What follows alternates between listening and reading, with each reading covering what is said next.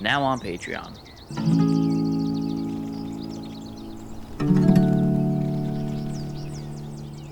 One thing that I hear a lot of people talk about, and one thing that I think is true as well, is once you get your first couple of sheets out of the way with 4x5, the rest is just sort of cake. You know what I mean? Getting out there, just making the images, finding your voice out during any given day goes a long way in getting those first images out and feeling creative, getting the creative juices flowing. That same goes with 35mm and medium format, but large format is sort of a whole other beast. And getting some shots out of the way goes a long way and feeling a little bit more creative. That's my tip of the day.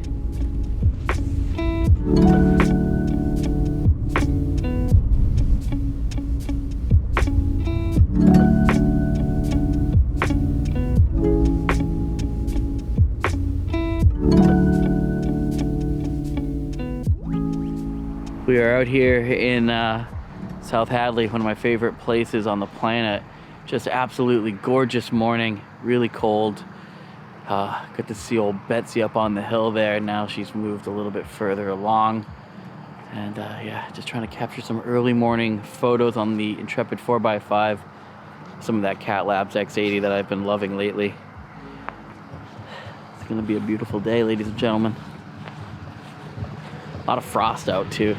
Gorgeous.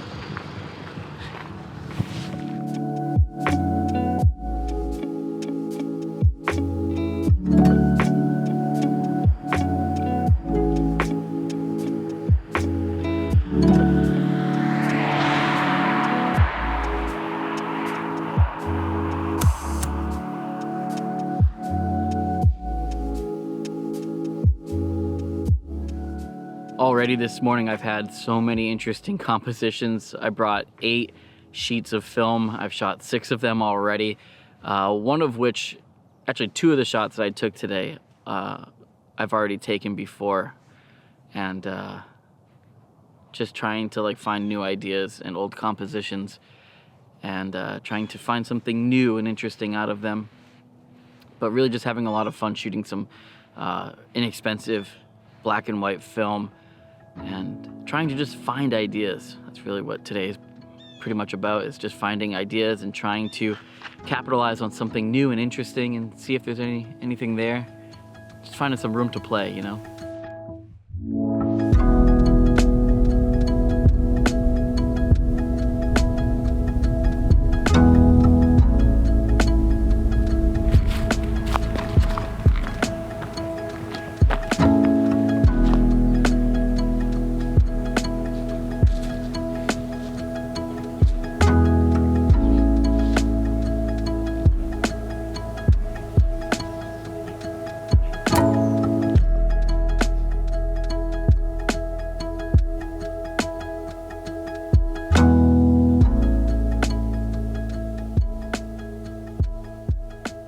So over the last couple of months, I've been looking at my YouTube channel and trying to think about what I'm trying to accomplish with my YouTube videos, because my videos aren't really about what I'm doing, other than like the Oxbow stuff. That really is sort of a project in progress, and I like being able to document the process of creating that project.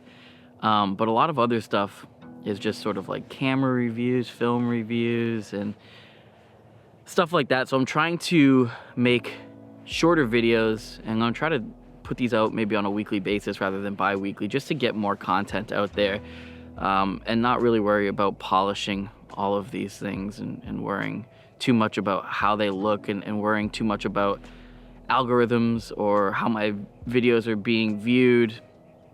I'm not really worried about any of that stuff anymore. I'm just kind of focusing on like, let's put stuff out in the world, and you know, maybe it'll reach somebody that needs it, and maybe it won't. Maybe it's just boring, mundane videos to sit and have going while you're working, or you know, whatever it is for you. For me, it's about being able to document my entire process of getting out and shooting and photographing and finding areas. And I look back at a lot of these videos as just sort of like living journal entries, talking about what I did that day and how I feel and certain compositions and what I'm trying to accomplish. So if for nothing else, all these videos are just a journal entry and you guys can kind of sift through the ones that you find germane to whatever you're doing.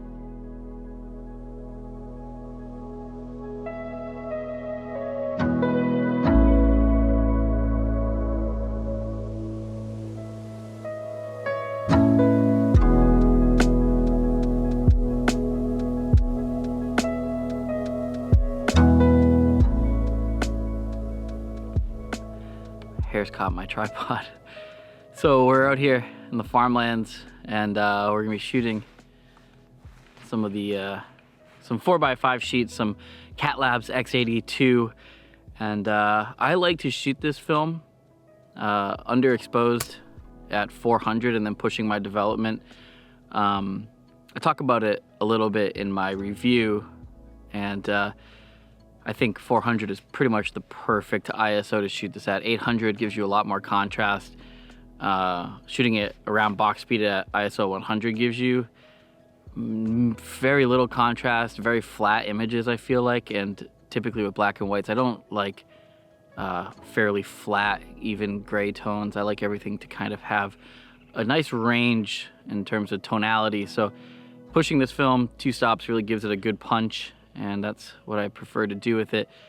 We've been driving around, having a great time, just shooting the 4x5 and kind of having a free and easy experience, shooting a lot of it handheld, but gorgeous morning. Frost out, beautiful light, calm.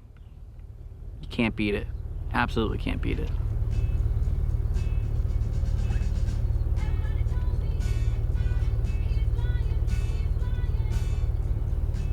So we're following the Connecticut River on the west side of the river.